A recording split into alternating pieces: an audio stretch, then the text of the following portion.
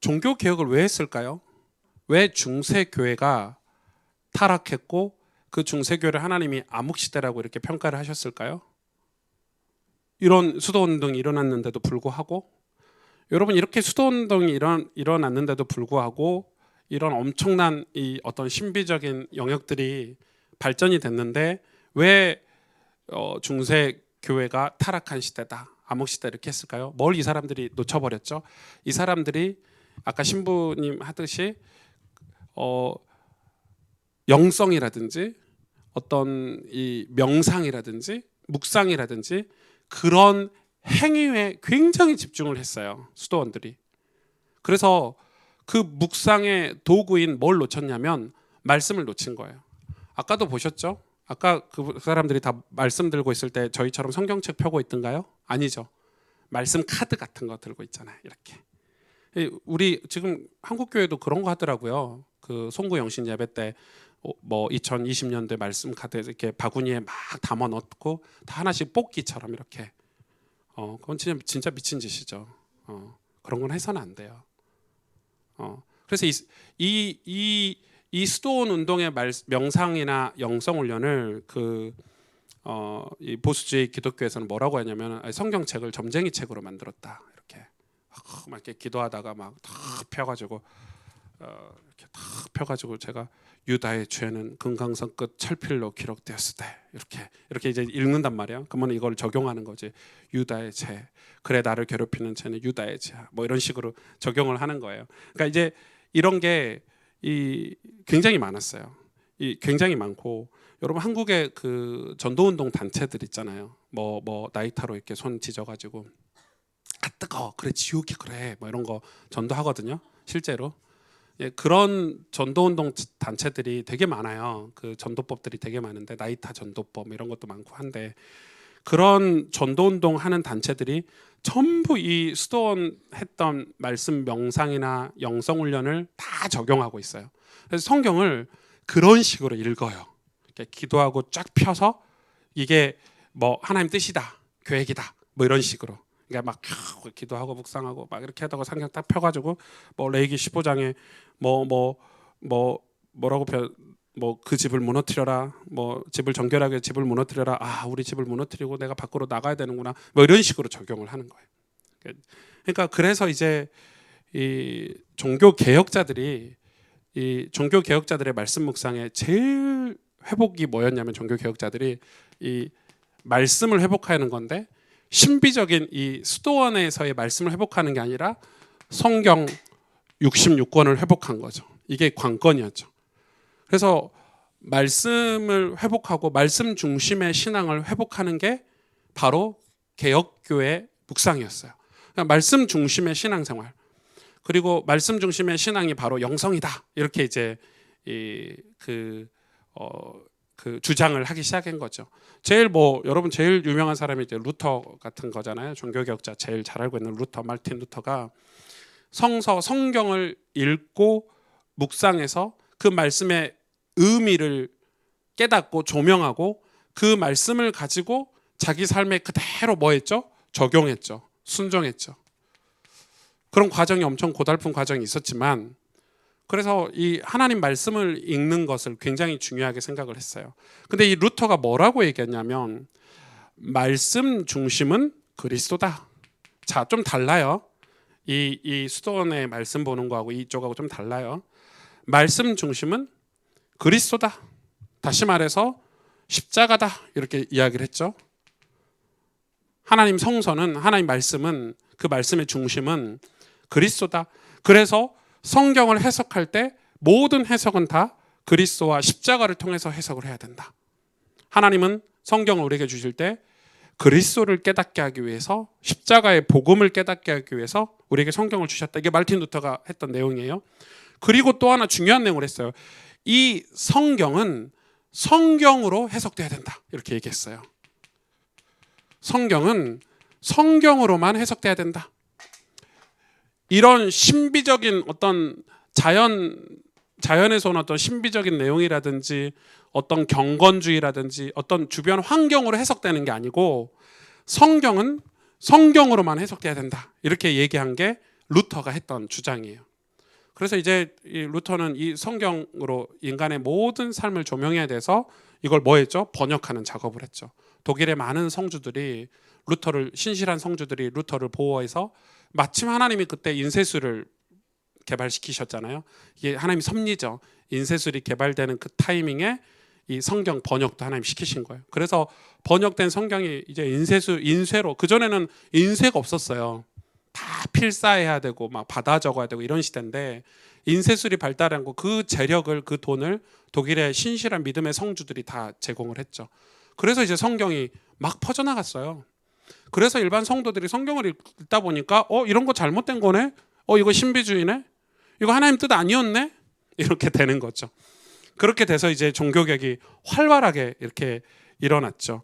그리고 이제 이 종교개혁의 가장 중요한 핵심 인물이 이제 존 칼빈인데, 칼빈이라는 사람, 칼빈은 약간 이제 뭐 역사적으로 해석을 뭐 이렇게 부정적으로 해석하시는 분이 있는데, 그런 걸 떠나서 이 칼빈이 이 신앙의 핵심을 뭐라고 얘기했냐면 하나님에 관한 지식이고 우리들 자신에 관한 지식이다. 이렇게 신앙이란 뭐냐?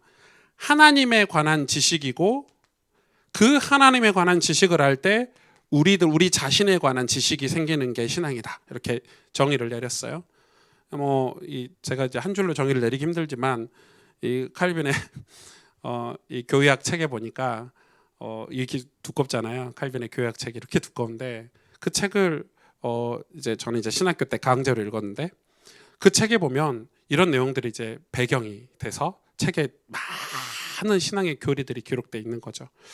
그래서 그러면서 하나님을 알고 우리 자신을 아는 이 지식이 신앙인데 그것은 유일하게 그걸 알 수 있는 길이 바로 성경이다. 이렇게 얘기했어요. 유일하게 하나님이 어떤 분인 줄 아는 그 하나님을 아는 지식이 유일하게 성경이다. 유일한 길이 바로 성경이다. 그렇게 얘기했어요. 그래서 이 성경을 풀어주는 목사, 그죠? 이 목사를 굉장히 칼빈은 중요하게 생각을 했어요. 이 성경을, 이 하나님 말씀을 풀어주는 이 성경을 이게 말씀을 지도하는 이 목사의 설교를 이때 완전히 회복시킨 때죠. 칼빈이 사실 설교라는 걸 다 회복시켰거든요. 그러니까 초대교회에 있었던 그 설교들 있죠. 베드로가 설교했고 바울이 설교했잖아요. 그런 설교를 이제 지금 현대 개교회, 개신교회 목회자들이 설교하는 이거를 틀을 만든 게 바로 칼빈이에요.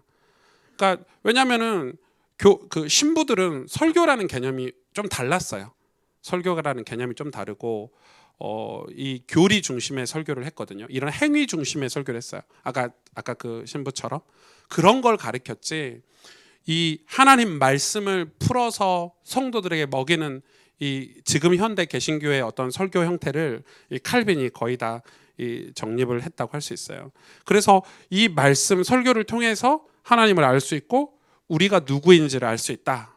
이게 종교 개혁자들의 이제 이 말씀에 관한 이해였고, 이것 자체를 이제 묵상으로 본 거죠. 이것 자체를 묵상으로 본 거죠. 이게 나중에 뭘로 발전이 되냐면 이 청교도, 퓨리탄이라고도 하는데, 청교도도 약간 그 수도원 운동과 조금 비슷한 맥락이 있어요. 왜냐하면 이 개신교회가 조금 타락했거든요. 개신교회가 정치화되고 개혁교회가 조금 분쟁이 있고 하니까 우리는 깨끗하게 신앙생활하고 싶어. 우리는 깨끗하게 말씀만 가지고 신앙생활하고 싶어 해서 일어난 게 바로 이제 청교도란 말이에요. 이 청교도가 영국 교회에서 핍박을 받고 유럽 교회들이 이제 핍박이 심하니까 그래서 청교도가 어디로 갔냐면 신대륙을 향해서 갔던 곳이 바로 미국이에요. 그러니까 미국은 완전 청교도가 베이스된 그런 나라죠. 미국의 청교도들이 들어가서 제일 먼저 한 게 교회를 세운 거고, 그 다음에 한 게 학교를 세운 거고, 그 다음이 자기 집을 세웠대요. 그러니까 얼마나 하나님 중심인지, 얼마나 깨끗하게 하나님을 사랑했는지. 그래서 이 미국의 신앙은 이런 청교도가 배경이 있기 때문에 지금도 굉장히 깨끗합니다. 물론 이 인구가 많고 다양한 종교들이 있어서 뭐 변질된 것도 많지만 제가 느낄 때 아직 미국은 우리가 배울 게 많다. 이 정도로 신실한 사람들은 우리가 생각했던, 여러분 시중에 이 서점에 가셔서 기독교 서적 보시면 한국에서 나온 목사님들이 나온 기독교 서적하고 미국 그 복음주의자들이 쓰신 책, 제가 주로 소개를, 여러분 미국 목사님들 책을 소개를 많이 하잖아요. 이 수준이 완전 다릅니다. 제가 볼 때 질이 다릅니다. 질이, 신앙의 질이. 그거는 배경을 무시할 수 없는 거예요. 우리는 이제 우리가 이제 그런 것들이 이제 발전해 가고 있는 시기를 지금 겪고 있기 때문에 이거에 대해서 굉장히 좀 중요하게 지금 생각하는 시기가 왔다고 봐요. 우리는 한국 교회도 옛날에는 이게 굉장히 약했어요. 하나님이 누구야? 이런 게 아니에요. 그냥 믿어 이런 거죠. 하나님이 누군지 모르고 믿었어요. 교회 다녔어요. 천국 갈 수 있대. 구원받을 수 있대. 우리 자녀가 좋은 대학 갈 수 있대. 우리 축복받을 수 있대 해서 교회를 다녔지, 하나님에 대해서, 하나님을 아는 지식에 대해서 잘 몰랐고, 더 중요한 거는 내가 누군지를 잘 몰랐어요. 내가 누군지를 몰랐어요. 이 인간에 대한 정체성을 잘 몰랐었어요. 이 아이덴티티가 없으니까 신앙생활하고 교회를 다니는데도 흔들리고 문제가 오고 타락하고 변질되고. 왜 그렇게 하냐면 이 성경을 통해서 우리 자신을 조명을 안 해봤기 때문에, 한 번도. 그래서 교회 다녀도 뭐 별반 달라진 게 없는, 그게 이제 지금 한국 교회가 겪고 있는 어떤 문제 중에 하나라고 생각이 되고, 이 청교도가 그러면은 굉장히 중요한데, 이 청교도의 어떤 특징은 하나님을 사랑하는 거였어요. 이 사람들은 하나님 사랑하는 게 묵상이었어요. 하나님 사랑하는 그게 그 청교도의 본질이었어요. 그래서 하나님 사랑하는 일에, 하나님을 사랑하는 일에 뭐 했냐면 끊임없는 열심을 냈어요. 열심. 이 사람들의 키워드예요. 그러니까 다른 데 열심을 낸 게 아니라 하나님을 사랑하기 때문에 열심히 낸 거예요. 자, 하나님을 사랑하니까 내가 가정에서 훌륭한 가장이 돼야 돼. 열심히 냈어요. 내가 하나님을 사랑하니까 내 직장, 하나님 나에게 맡겨주신 직장, 하나님 사랑하기 때문에 직장을 누가 보든지 보지 않든지 성실하게 직장 생활했어요. 그러니까 이 사람들의 개념은, 그래서 여기서 나온 단어가 바로 하나님 앞에서라는 이런 단어예요. 하나님 앞에서. 이 사람들은 완전 철저하게 하나님 앞에서, 사람 앞에서 산 게 아니라 하나님이 나를 보고 계시다, 나는 하나님 사랑해서 살 거다라는 어떤 그런 정신들, 자세들이 다 청교도에서 나온 자세들이고, 대표적인 이 청교도 목사님 중에 한 분이 이제 존 오웬 목사님 같은. 여러분 이 존 오웬 목사님 책 읽으면 여러분 좀 짜증 날 거예요. 어떻게 이렇게 살 수 있어, 이런 게 있어요. 그러니까 그런 분들이 이제 청교도의 대표적인 이제 존 오웬 목사님 같은 책, 저는 되게 많이 읽었어요. 왜냐하면 제가 이제 고신대학교를 나왔는데, 고신대가 약간 이쪽이에요. 약간 이쪽이에요. 그래서 이제 주로 이제 그런 게 추천도서에서, 존 오웬 목사님 거 책 읽고 있으면 제가 너무 비참하게 느껴졌어요. 나 이렇게 살 수 있을까? 나는 신학생인데 나는 이런 삶을 살 수 있을까?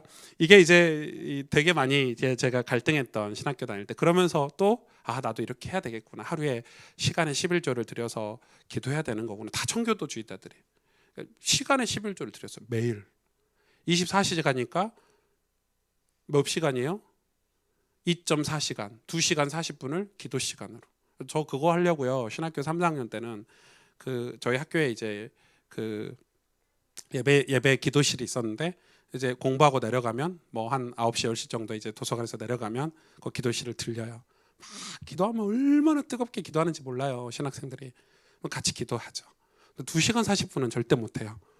나는 한 24분이라도 해보자 하고 이제 매일 그렇게 기도했던 기억이 되게 많은데, 여러분 이게 청교도들이 가지고 있는, 그래서 이 존 오웬이 뭐라고 얘기했냐면, 말씀 묵상의 규례는, 이렇게 자기가 얘기했어요. 말씀 묵상의 규례는 하나님과 실제적인 만남이 이루어질 때 의미가 있고, 최대 유익은 하나님의 음성을 구분해내는 것이다, 이렇게 얘기했어요.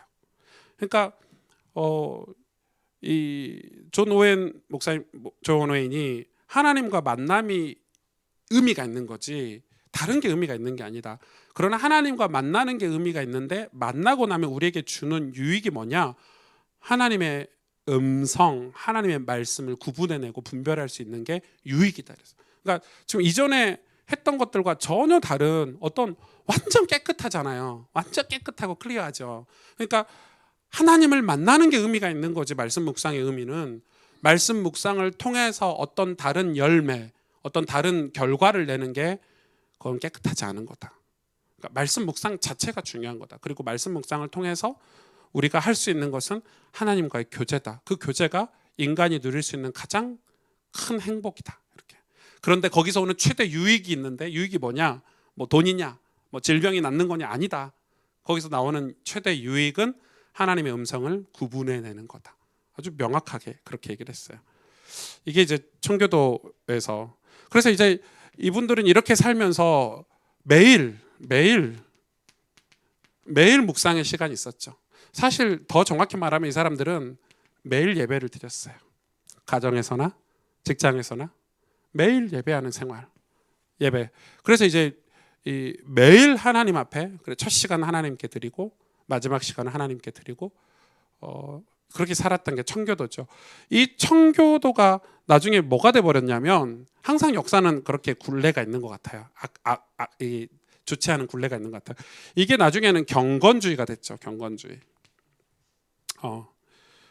이게 이제 17세기, 18세기 이제 전성기를 이뤘어요. 경건주의가. 이제 이게 청교도들이 이제 이렇게 했는데 이게 눈에 안 보이잖아요. 이게 뭘 하나님 사랑하기 위해서 열심히 산다. 이게 눈에 안 보여. 사실 천주교나 불교에서 그 명상하는 거는 다 눈에 보이는 행위로 다 만들어놨어요. 여러분 제가 그 천주교와 불교가 공통적으로는 묵주 있죠. 묵주가 가면은 되게 예쁜 게 많아요. 이렇게 조그만 묵주도 있고 그 묵주가 큰 거 있고 작은 거 있고 이걸 아무나 사는 게 아니에요. 천주교에서는 그 묵주를 신앙의 단계별로 사요. 그래서 이 묵주 하나의 기도가 하나예요. 안 해보셨죠? 저는 해봤거든요. 진짜 편해요. 그냥 손에 끼고 묵주 이렇게 손에 끼고 걸어가면서 하나씩 돌리는 거예요. 그게 집중이 되는 거예요. 거기에. 그러니까 이 사람들은 사람들로 하여금 뭔가에 집중하고 기도하고 이렇게 할 수 있도록 도구들을 다 만들어놨어요. 절에 가보세요. 108 절 하잖아요. 108번 절 하죠. 108번 절을 저는 해보지는 할 일이 없고 할 일이 없지만 어떤 그 뭐죠? 그 템플 스테이 그 특집 무슨 다큐 같은 걸 제가 봤는데 와 일반인들이 그 108번 절을 매일 하는데 딱 한 달 정도 하면 복에 복근이 다 생긴대요. 진짜 온몸에 근육이 다 생기고 그리고 뭐 생각도 다 바뀌고 그게 엄청난 힘이 있는 거예요. 그래서 제가 이렇게 큰 절을 108번을 하는 건데 그게 몇 시간 걸린대요. 우리가 108번 금방 할 것 같지 하는데 절대 금방 할 수 없대요. 근데 그 108번 안에 108번뇌가 있어서 그 번뇌를 떨쳐내는 그게 뭐 다 그러니까 자기들의 그런 그 내용들을 다 어떤 삶의 적용점을 가지고 내가 직접 일상에서 할 수 있도록 다 만들어놨어요. 이게 종교들이 뛰어난 거죠. 제가 미국에 가면 LA에 가면 그 사이언톨로지 그 본부가 있어요. 이 사이언톨로지 갔더니 그 뭐 톰 크루즈가 사이언톨로지였다 뭐 이렇게 해서 유명하다고 해서 가봤더니 와 저는 그 사이언톨로지 가고 조금 놀랬어요. 조금 놀랬고 완전 사이비죠. 사이비 종교인데 딱 가서 지하에 딱 내려갔더니 개인 룸 그냥 딱 혼자 저는 그거 보고 비디오방 만들었지 않을까 이렇게 생각이 될 만큼 저 비디오방이네 뭐 이렇게 그거 있잖아요. DVD 방 이런 거 있잖아요. 딱 가면 딱 그런 식으로 방을 쫙 만들어놨어요. 가면 뭐 하냐면 그 사이언톨로지 창시자의 메시지가 떠요. 영상으로. 그거 한 편 보는 거지. 혼자서 보고 그래서 거기서 그걸 보고 나서 어디로 옮기냐면은 넓은 요가 센터 같은 게 있어요. 그럼 거기 가서 그 봤던 내용을 가지고 그 지도자가 있어요. 그걸 지도하는. 거기서 이제 편안하게 요가 비슷하게 이제 뭘 하는 거예요. 그거를 그 LA 시내 한복판에 그 사이언톨로지가 있는데 직장인들이 점심때 와서 하고 가는 거예요. 그러니까 여러분 이게 이런 것들이 얼마나 많은지 몰라요. 그러니까 이런 걸 만들어 놓은 거예요. 그러니까 경건주의도 기독교인들의 고민인 거예요. 하나님 사랑해야 되고 말씀을 묵상해야 되고 하나님 뜻대로 살아야 되는데 도대체 그게 뭐냐? 눈에 안 보인다 우리는 도대체. 여러분 진짜 답답하죠. 눈에 안 보인다. 그래서 발전된 게 경건주의라는 게 이렇게 발전이 된 거예요. 경건주의로. 왜냐하면 이런 이 종교 개혁자들의 이 신앙 개혁이 뭘로 타락해 버렸죠? 교리주의로 딱 타락해 버린 거죠. 그래서 여러분 그 본질이 사라지면 어떤 정신이 사라지면 형태만 남게 돼 있어요. 그게 이제 주의거든요. 경건이 사라지면 경건주의만 딱 남아요. 하나님 사랑이 사라지면 이 건물만 남는 거예요. 교회도 하나님 앞에서 신실한 신앙이 사라지면 건물만 남게 되듯이 그렇게 되는 거예요. 이 경건주의에 대해서 조금 설명을 해보면 좋을 것 같은데, 이 경건주의는 자기들이 어떤 하나님 말씀 중심이다, 뭐 성령을 통해서 우리 삶을 갱신하자, 뭐 이런 얘기들을 많이 했었어요. 근데 이게 나중에 뭐 진덴도르프나 뭐 요한 웨슬레나 뭐 조나단 에드워드나 수많은 선교 단체들로 이 경건주의들이 이렇게 확장해 갔었죠. 이게 나쁜 건 아니에요. 저는 되게 이 조나단 에드워드 목사님 책을 주로 신학교 때 많이 봤거든요. 너무 좋아요. 그분 스타일을 너무 저하고 잘 맞고, 그분 책은 제가 다 가지고 다 소장하고 있을 만큼 에드워드 목사님을 좋아하는데, 이 경건주의의 대표적인 분이에요. 에드워드 목사님 같은 분들은. 근데 이게 이제 어떤 이 경건주의가 가져다 준 게 우리에게 좋은 게 많아요. 경건 활동들. 이거가 지금 우리가 우리가 여기서 오는 게 이제 그런 것들이죠. 큐티 이런 것들. 대표적인 게 이제 큐티 같은 거, 콰이어트 타임 해가지고 큐티 같은 거. 그래서 이제 이런 것들이 이제 대표적인 거예요. 그래서 이제 뭐 예수 전도단이나 뭐 이 선교 단체들이 전부 다 이런 걸 가지고 이제 어떤 무기를 삼아서 자기 단체들을 이끌잖아요. 뭐 큐티 같은 거 이런 거죠. 여러분 큐티 해보셨죠? 저는 이제 큐티, 우리나라의 대표적인 큐티집 이야기 한번 해보세요. 대표적인 큐티집 1번 생명의 삶. 그게 한 26만 부 정도 팔려요, 월. 또 전 다 알고 있죠. 또 대표적인 거 생명의 삶과 견주는 저도 잘 모르겠네. 그냥 물어봤어요. 근데 제가 떠오르지 않아서 물어본 건데 여러분도 안 떠오르면 그래, 생명의 삶 같은 거, 뭐 오늘 뭐죠? 뭐 하여튼 그런 게 있어요. 그게 한 22만 부, 21만 부. 그러니까 쌍벽을 이루는 대표적인 묵상집들이죠. 근데 그 책에 보면 다 이제 뭐만 있냐면 성경 구절만 이렇게 들어가 있어요. 그렇죠? 오늘 읽어야 될 성경 구절. 그리고 옆에는 이거를 읽고 묵상한 사람들의 어떤 예와 예시 이런 게 이렇게 쭉 들어가 있고 별거 없어요. 근데 이제 이 콰이어트 타임이 이제 이 경건주에서 온 건데, 이게 이제 우리에게 되게 많이 이제 한국 교회 이제 휩쓸었죠, 바람처럼. 그래서 이제 우리가 뭐 기도하고, 근데 이게 어디서 왔냐면 비슷하냐면 아까 수도원 운동했었던 거에서 다 찾는 거예요. 그런 영성 운동에서 기도하고 성경 읽고 다시 눈 감고 그 말씀 중에서 떠오르는 말씀, 그게 하나님 뜻인지 아닌지 기도하고 눈 뜨고 이건 거예요. 이건 거예요. 근데 이렇게 하다 보니까 이렇게 여러분 큐티를 했어요. 지금 우리 한국 교회가 이 큐티를 엄청 많이 하고 있잖아요. 모든 교회마다 다 큐티를 하고 있어서 이 경건 훈련을 다 하고 있고, 또 어떤 교회들은 이제 영성 훈련 이런 걸 다 하고 있는데, 그 결과가 이제 신학자들이 얘기하는 거예요. 그 결과가 좋지 않은 거예요. 왜 좋지 않냐? 이 경건주의의 주체가 하나님이고 하나님 말씀이어야 되는데 어디로 가냐면 점차 자신의 경건으로 가는 거예요. 이게 이제 여기에 이제 문제점이라고 이제 이야기를 하고 있는 거예요. 자신의 경건주의로 계속 가는 거예요. 그러니까 뭐 지극히 이제 현실 도피적인 개인적인 성향이나 어떤 제도 교회를 무시하거나 어떤 신비주의, 열광주의, 환상, 영감, 뭐 예언 이런 게 다 큐티에서 나왔어요. 여러분 기독교 점쟁이 있는 거 아시죠? 기독교 점쟁이도 있어요. 어떤 전도사님, 신령한 전도사님이 가면은, 저는 그 받아봤거든요. 제가 이제 부산에 이제 학교 다닐 때 그 대학교 2학년 때 제가 이제 중앙아시아로 이제 그 비전 트립을 갔는데 거기서 다리를 다쳐왔어요. 다리를 이렇게 다쳐와가지고 여기 근육이 끊어져서 어디 갈 데가 없고, 저희 고신대학교가 가보시면 알겠지만 이렇게 등산로예요. 학교 자체가 등산로예요. 그래서 고신대학교에서 신입생들이 다 이렇게 구두 신고 왔다가 다음 날 다 운동하러 가라 신고, 여자들 4학년, 저 사람 4학년이다. 왜냐면 알통이 다 굵어지면서 다리 알통이 굵은 사람 4학년이다 이렇게 평가할 만큼 다 등산로인데, 거기 뭐 다리를 완전 기부스해가지고 다닐 수가 없으니까 저희 그때 제가 있었던 그 선교단체 고신대 전도단이라고 있었는데 거기에 간사님 집에 제가 그 밑에 그 학교 바로 밑에 아파트가 있어서 그 집에 제가 한 달 정도 이렇게 있는데 전 몰랐죠. 거기 갔는데 그 권사님하고 이제 따님하고 둘이 사는데 이제 따님이 이제 저희 성교단체 간사님이었는데 그 권사님이 저를 되게 예쁘게 봐주셔가지고 야 오늘은 어떤 전사님을 한번 모시고 올 건데 승주야 그 네가 기도를 좀 받아보면 좋겠다 뭐 이런 식이에요.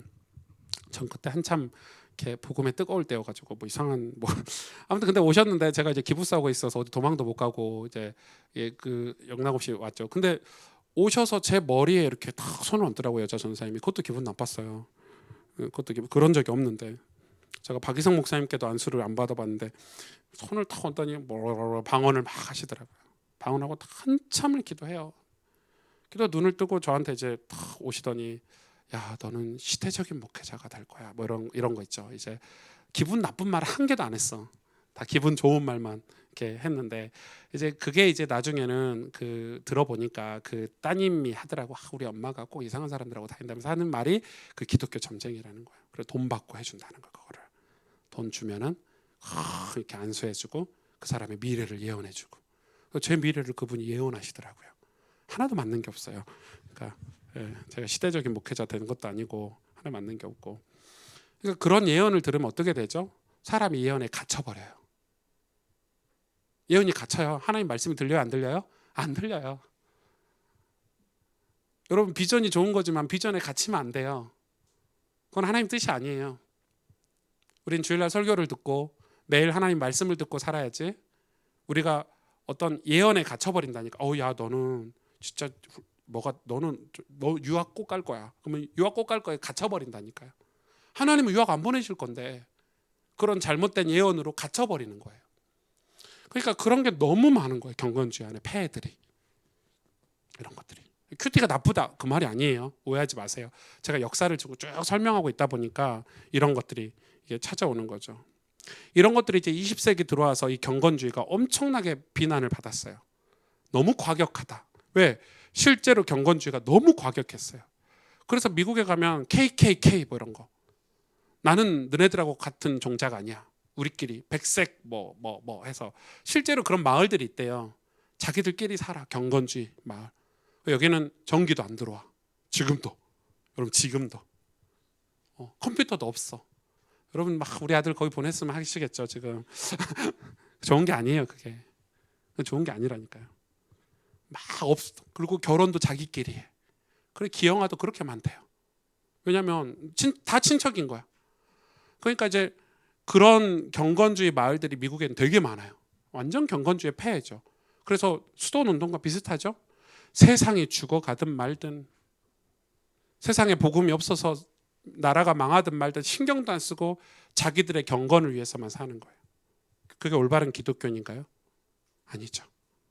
우리 나라가 위기가 왔을 때 싸울 줄도 알아야 되고 기도도 해야 되고 세상이 타락하면 우리가 그 현장에서 복음도 전해야 되고 눈물도 흘려야 되고 그게 기독교인의 성숙한 기독교인이에요.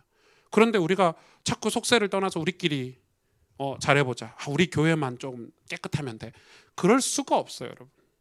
그게 이제 경건주의를 이 비난받았던 경건주의가 비난받았던 그런 이야기고 한국의 그 개신교가 성공한 어떤 케이스가 이제 민경배라는 사람 들어보셨어요? 민경배?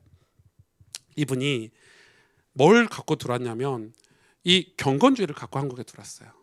그래서 사실 한국 교회에 들어온 거는 복음주의도 들어왔지만 이 경건주의가 같이 한국에 들어왔어요. 이 민경배라는 분에 의해서 이 경건주의가 한국에 들어서 한국 교회 안에는 이 경건주의가 굉장히 뿌리 깊게 내려져 있어요. 여러분 생각보다 한국 교회가 신비적이고요. 목사님들이 막 하고 안수하고요.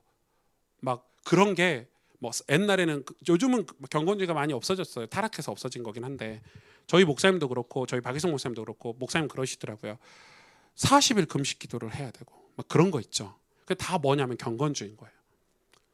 저는 저희 목사님이 그때 40일 금식 기도하면서 지금 아프셨다고 생각하는 사람이거든요. 아니 영양분 보충이 안 되고 40일 동안 완전 굶어버리니까 우리가 예수님도 아니고 40일 금식은 예수님이 하셨지 우리가 할 일은 아니거든요. 근데 그 금식의 개념도 다 경건주의에서 왔어요. 모양, 경건의 모양.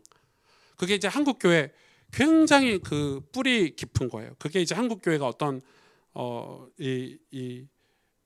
그런 내용들이 많은데 사실은 이제 좋은 의미로도 가지고 왔죠. 좋은 의미로도 가지고 왔지만은 사실 여러분 말씀 묵상이라는 것은 우리 내면의 변화를 위한 도구잖아요. 내면의 변화를 위한 도구고 우리가 현실 가운데서 신앙적인 책임을 다하기 위해서 실천적인 영성을 하자는 게 말씀 묵상이지 말씀 묵상 자체, 경건 자체가 우상이 되면 절대 안 되는 거예요. 그래서 지금 역사를 제가 다 훑고 있는 거예요. 그런 폐해들, 좋았던 점, 나빴던 점 이렇게 보는 거예요. 제가 그리고 이제 다뤄야 될 게 이게 지금 이제 한국 교회를 다뤄야 되겠죠. 좀 살펴보려고 해요. 간단하게 살펴볼게요. 여름에 조금 자세히 얘기하고. 큐티는 어디서 시작을 했냐면 정확히 말하면 이 영국의 이제 캠브리지 대학에서 시작을 했어요. 후퍼라는 사람, 뭐 토튼 이런 몇몇 신실한 그 학생들이 경건주의자 학생들이 우리 모여서 이 거룩한 삶을 살기 위해서 우리가 같이 모여서 큐티를 성경 읽기와 기도를 하자 해서 생겨난 게 큐티예요.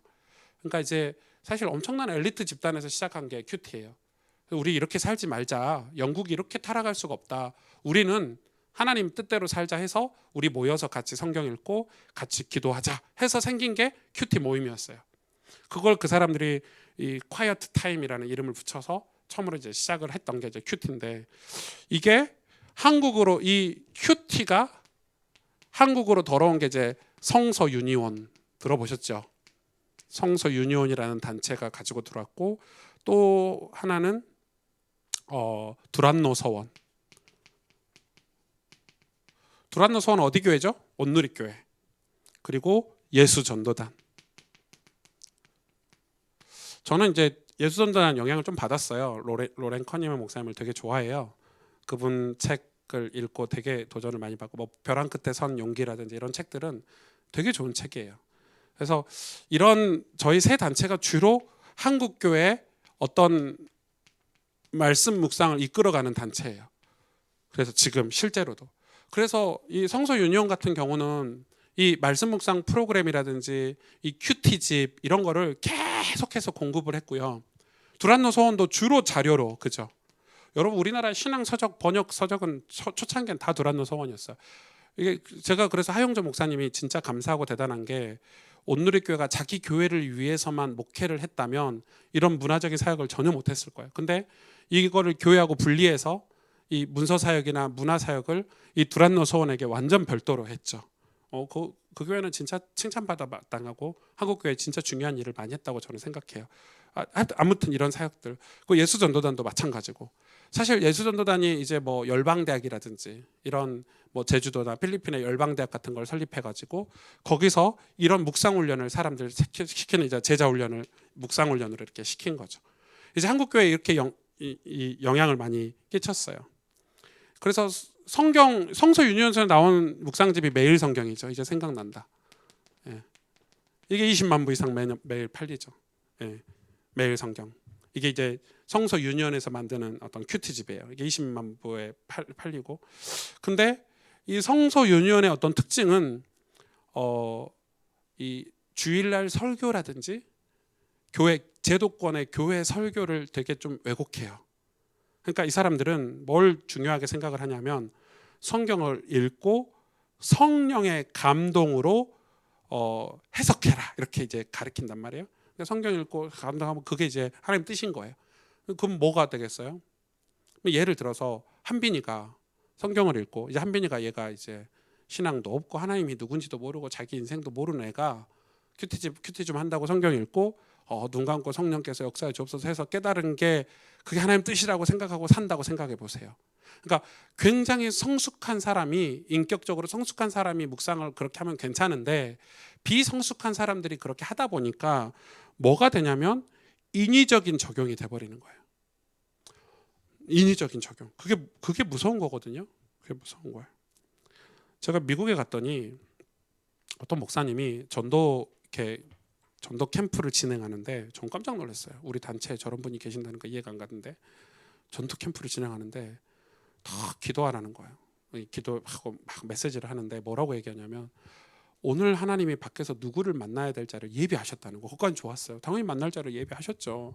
하나님 경륜과 섭리가 있는데 그래서 여러분 각자 성경을 다 이 기도하고 성경을 딱 펴라는 거예요.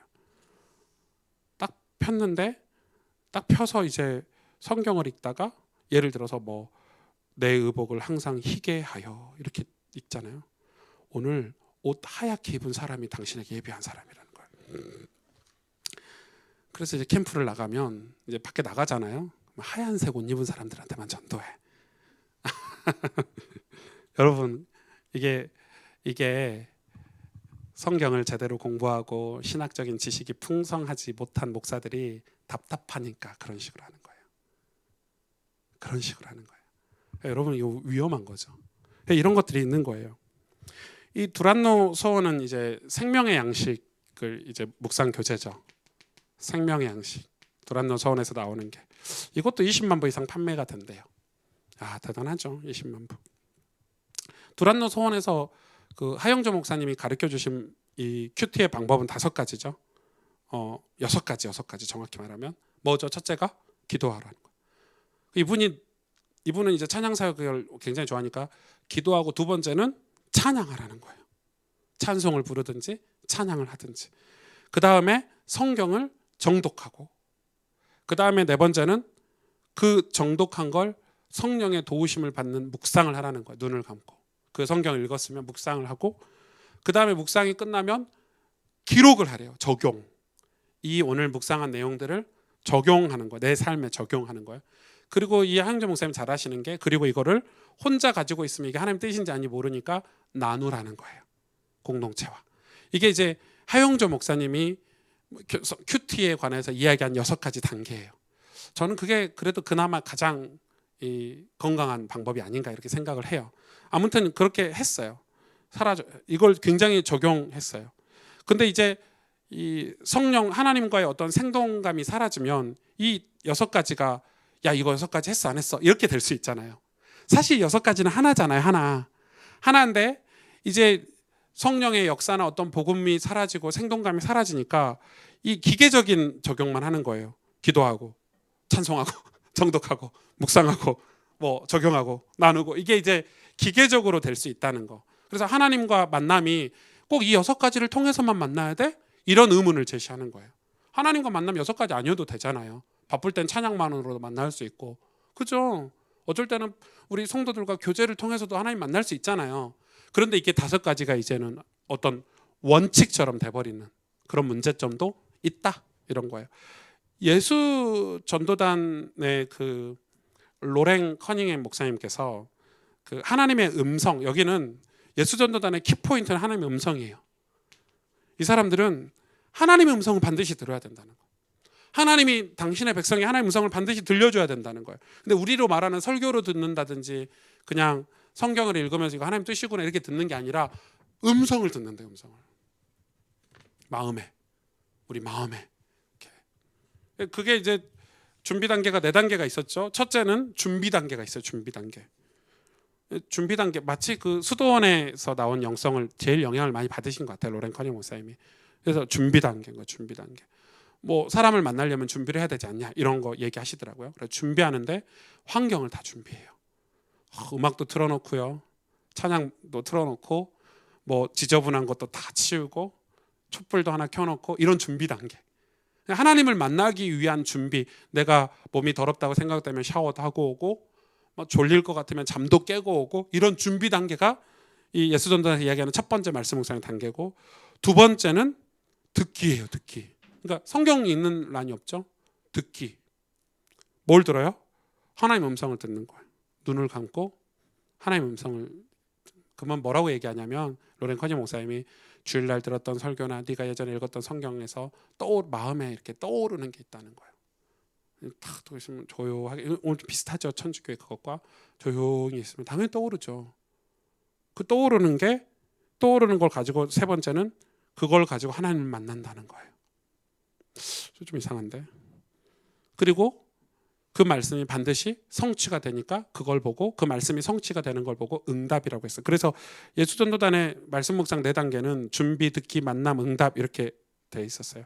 근데 이게 하나님의 직접적인 계시에서 이게 신학적으로 엄청나게 예수전도단을 2단으로 보는 교단도 많아요. 2단 아닌데 제가 볼 때. 근데 YM을 2단이라고 특히 미국에서는 예수전도단을 되게 안 좋게 생각을 해요. 너무 신비적이다. 직접적인 계시를 너무 강조한다. 이렇게 얘기하는 거예요. 그러나 좋은 점은 어떤 이런 그 규례들을 만들어서 한국 사회에 이렇게 공급을 했다는 것에 대해서는 높이 평가할 수 있겠죠. 이게 지금 우리에게 와 있는 그런 어떤 묵상이 어떤 영성 훈련이 이런 것들이 우리까지 이렇게 와 있는 지금 상황이고 상태예요.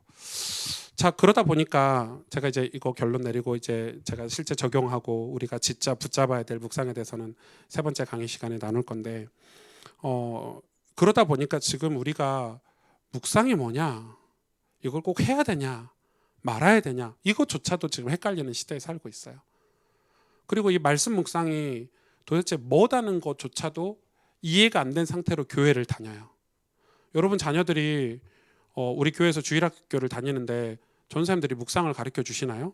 안 가르쳐요. 왜? 전사님들이 묵상을 해본 적이 없어. 그러니까 아이들이 교회를 다니는데 나중에 왜 하나님을 깊이 만나고 교제하고 이런 게 없냐면 다 설교만 하지, 사역만 하지, 이 아이에게 하나님을 만날 수 있고 하나님을 섬기고 하나님을 사랑할 수 있는 어떤 방법적인 측면들이 제공이 잘 안 되는 거예요. 근데 그게 제공되는 교회들이 있어요. 이제 뭐 큰 교회들을 왜 교회가 커졌냐면 그걸 실제적으로 제공을 다 해줘요. 이런 교회들이죠, 사실. 큰 교회들 그걸 제공을 해주더라고요.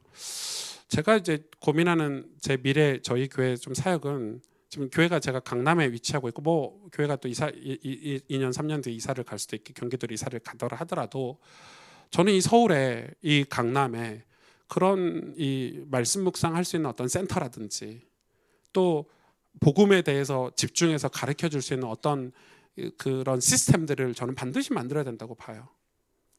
이 하영재 목사님이 그걸 하셨잖아요. 연예인 목회를 하셨어요.